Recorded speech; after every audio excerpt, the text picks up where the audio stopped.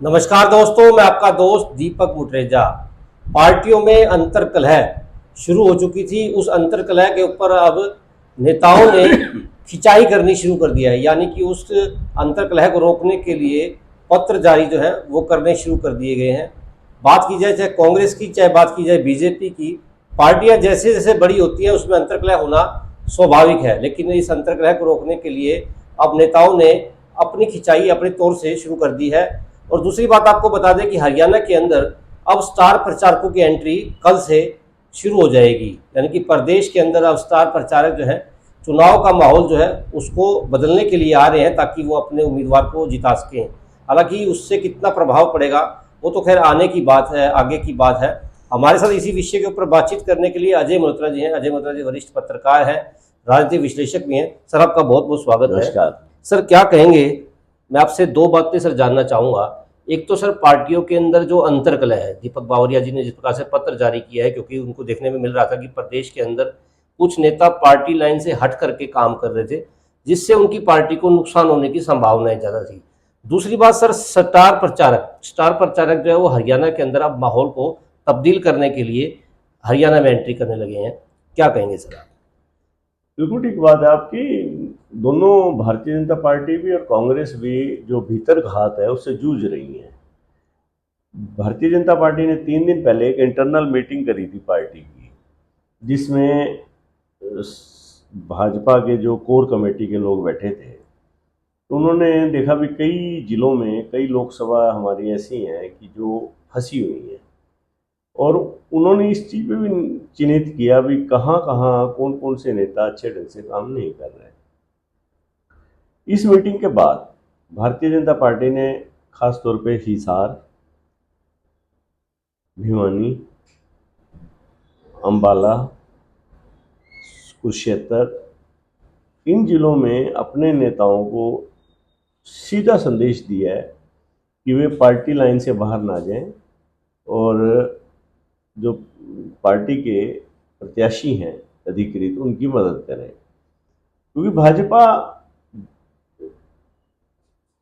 अपनी कोई भी सीक्रेट बात को बाहर नहीं जाने देती।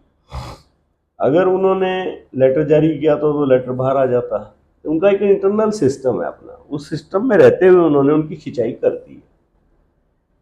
और अब और उनको ये भी कह दिया स्पष्ट भी, फिर भविष्य में विधानसभा की टिकट की उम्मीद ना करना, बड़े सीधे सीधे शब्दों में कह दिया। ये नहीं कि भाई इशारा किया नहीं किया, कह दिया भाई जिस हल्के में हारेंगे उसमें हमें सोचना पड़ेगा भी टिकट देनी है कि नहीं देनी।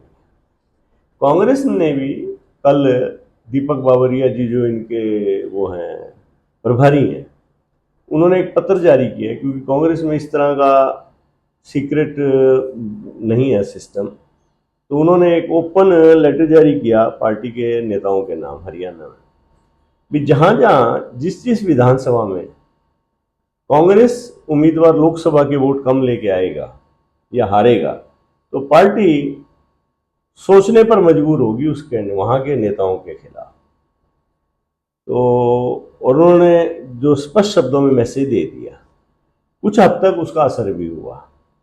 गुड़गांव में कैप्टन अजय और चिरंजीव राव आज राज बब्बर के साथ दिखाई दिए, और इसी प्रकार हिसार में वीरेंद्र सिंह और आपके ये जेपी एक मंच पे कल दिखाई दिए दोनों। अब लोगों को इंतजार है भिवानी का। किरण चौधरी एक दिन, जिस दिन कार्यालय खुला था तो शाम का दिखाई दी थी दान सिंह के साथ। उसके बाद वो यहाँ नहीं आई हैं तो उन्होंने कहा भी मेरी ड्यूटी सिरसा में है, शैलजा से उनकी घनिष्ठता है ज़्यादा। तो स्वाभाविक है, अब राहुल गांधी भी आ रहे हैं इस इलाके में, तो किरण चौधरी जी को भी मेरे को लगता है कि देर सवेर राहुल दान सिंह के साथ आना पड़ेगा। और रही बात अब स्टार प्रचारकों की, दोनों पार्टियों ने अब अंतिम चरण शुरू हो गया चुनाव का। आज 17 तारीख चली गई, आगे टाइम क्या रह गया? 18, 19, 20, 21, 22, 23 शाम को तो कंपेन ही खत्म हो जाएगा। 6 दिन का कंपेन है। प्रधानमंत्री नरेंद्र मोदी जी आ रहे हैं 23 तारीख को महेंद्रगढ़। उससे पहले कल प्रधानमंत्री जी का प्रोग्राम है गोहाना में और अंबाला में, 2 जगह उनकी रैलियां हैं प्रधानमंत्री जी की। तो गोहाना से मतलब है उनका अभी जाटलैंड को कवर कर लेंगे और एक जीटी रोड की बेल्ट को कवर हो जाएगा। योगी जी 20 तारीख को सरसा आ रहे हैं। राजनाथ जी भिवानी और दादरी आ रहे हैं 22 तारीख को। अमित शाह जी का प्रोग्राम पहले 16-17 का आ गया था, रोहतक का और गुड़गांव का, फिर उसमें कुछ चेंज कर रहे हैं वो लोग सब। भाजपा के पास स्टार कैंपेनर्स की बड़ी लिस्ट है जी कांग्रेस के मुकाबले। राहुल गांधी का प्रोग्राम आ चुका है उनका 22 शाम सुबह वो दादरी आएंगे राहुल गांधी जी। प्रियंका गांधी का प्रोग्राम बन रहा है जीटी रोड पे, रोड शो का या रोहतक का, जो भी उनका बनता है वो आने वाले टाइम में पता चल जाएगा। तो अब तलवारें खिंची हुई हैं और अंतिम निर्णायक दौर में चुनाव है। पार्टी हाईकमान भी गंभीर हो चुके हैं, क्योंकि जब 4 फेज खत्म हो गया, अब सबका कंसंट्रेशन 5वें फेज पे आ गया। तो सभी पार्टियों के नेता भी अब कंसंट्रेट कर रहे हैं, स्टार प्रचारक भी आएंगे। तो आने वाले 5 दिन 6 दिन लोगों को काफी एक्शन पैक मिलेंगे।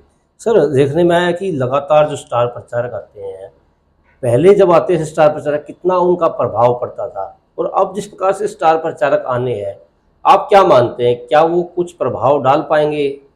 क्योंकि हालात जो हैं, इस बार के हालात पहले के मुकाबले में दूसरे टाइप के हो चुके हैं। क्योंकि आपने भी देखा होगा कि इस बार जो चुनाव है वो तुला हुआ चुनाव है। हालांकि पहले जो है लहर होती थी, चाहे कोई भी पार्टी हो, लेकिन इस बार का चुनाव बिल्कुल बराबर का चल रहा है। अगर हम भिवानी का संदर्भ भी लें तो अभी कोई हार और जीत का कोई पता नहीं लग पा रहा कि कौन नेता जो है वो बाजी मार सकता है।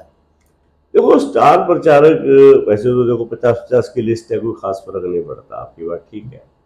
परंतु 1-2% वोटर ऐसा होता है जिसको ये सोचने का मौका ही नहीं मिलता भी तूने वोट किसको डालना है। वो अपनी आम जिंदगी में इतना मशगूल होता है और इतना बिजी होता है, वो सोच ही नहीं पाता। और 1-2% ऐसे भी होते हैं जो बड़े डामाडोल स्थिति में होते हैं। तो ऐसे में जो बड़े स्टार प्रचारक है, खासतौर पे राहुल गांधी हैं, नरेंद्र मोदी हैं या फिर योगी जी हैं, इन तीनों का कहीं ना कहीं 1-2% वोटों पे असर दिखाई दे सकता है।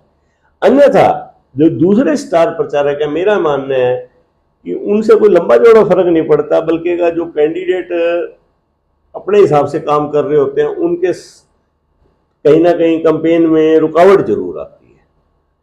तो मोदी, योगी, राहुल, इन 3 का कहीं ना कहीं एक प्रभाव हल्का हल्का रहता है। एक दूसरे की काट भी होएगी, चुनाव गरमाएगा भी। मतलब आने वाले समय में लगता है कि इन नेताओं से प्रभाव पड़ेगा। बाकी की जो लिस्टें हैं, मतलब एक चुनाव का ट्रेंड जो है वो बदलना चाहिए नेताओं को, उनको भी सोचना चाहिए। क्योंकि रैलियों से अब, क्योंकि बड़ी बड़ी रैलियां होंगी हरियाणा के अंदर, गर्मी जो है वो अत्यधिक है, चुनाव भी गर्म होगा। और रैली मुटरेजा जी ज्यादा लोग अब इच्छा से नहीं जाते, मैंने देखा है। अब मैं 2 दिन से देख रहा हूँ, जो कांग्रेस वाले हैं वो तो इस चीज को मीटिंगें कर रहे हैं, उन्हीं कार्यकर्ताओं को वहां ले जाना जो ऑलरेडी पार्टी में है, और बीजेपी वाले भी अब वो अपने कार्यकर्ताओं से कह रहे हैं सभी चलो और मोदी जी का भाषण सुनने चलना है हमने लाइव, भाई वैसे तो टीवी में देखते हैं। तो मतलब कि इन्हीं कार्यकर्ताओं को ही लेके जाना है, तो फिर फायदा क्या हुआ रैली में आना। तो अब लोगों का खुद का कम ही रह गया है अट्रैक्शन। पहले क्या होता था, लोग है ना काम दाम छोड़ के रैली देखने जाते थे, अब वो नहीं जाते। तो सोशल मीडिया का और मीडिया का इतना प्रभाव बहुत असर है। अब तो पहले तो क्या होता था कि महीनों महीने आप अपने नेता के दर्शन नहीं कर पाते थे, परंतु अब तो सोशल मीडिया पे हर पल दर्शन कर रहे हो। तो ऐसे में ट्रेंड जो है वो चेंज करना चाहिए। जैसे अब्रोड के अंदर है, दूसरे देशों के अंदर अब जो पार्टी के नेता होते हैं वो मीडिया के माध्यम से अपना जो एजेंडा है वो रख देते हैं। उसके बाद वो ज़्यादातर कंपेनिंग इस तरह की नहीं करते जिस प्रकार से अपने देश में है। उससे प्रभाव आप क्या मानते हैं, क्या हमारे देश को भी परिवर्तन करना चाहिए? देखो, ये तो समय के हिसाब से होगा, अपने आप नहीं होने वाला। परंतु इतना मैं आपको बता दूं, जिस दिन ये परिवर्तन आ जाएगा उस दिन जो वर्तमान में नेता है ना सभी पार्टियों के, ये जरूर कर बैठ जाएंगे। फिर तो और ही तरह के नेता होंगे, और ही तरह का कैंपेन होगा। फिर जब इतना दिमाग विकसित हो जाएगा तो फिर नेताओं को भी अब अपना लाइन पे आना पड़ेगा। तो आज तो हम हमारे यहाँ नेता ज्यादा, उनका लोगों में कम इंटरेस्ट होता है, अपने में ज्यादा होता है। बिल्कुल, मतलब आने वाले समय में जो स्टार प्रचारक आएंगे उसका ज़्यादा प्रभाव पड़ने वाला नहीं है। दूसरा, जिस प्रकार से एक पत्र जो जारी किए हैं उसका प्रभाव कहीं ना कहीं हरियाणा में भी देखने को मिलेगा। बिल्कुल। देखो, स्टार प्रचारकों में मैंने आपको बताया ना, 1-2% फर्क पड़ता है, योगी जी, मोदी जी, राहुल, बाकी कोई फायदा नहीं किसी का। फिर जो पत्र है वो स्वाभाविक है, पार्टी आगे देखो, अब अनुशासनहीनता ज्यादा कोई पार्टी भी अफोर्ड नहीं कर सकती। अब एक तरफ तो आप देखो ना, दोनों पार्टियों ने जान लगा रखी है, और उसी पार्टी के नेता अगर अनुशासनहीनता करेंगे तो वो कैसे हजम करेंगे वो इस चीज, एक्शन तो लेना पड़ेगा उन्हें।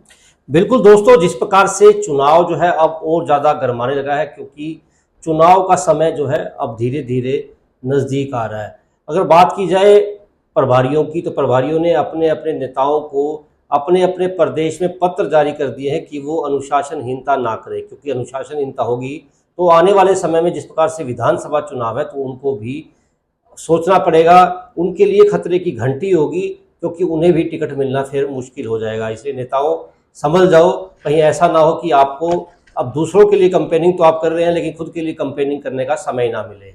आपको हमारी वीडियो पसंद आई तो जरूर हमारे चैनल को लाइक करें। नमस्कार।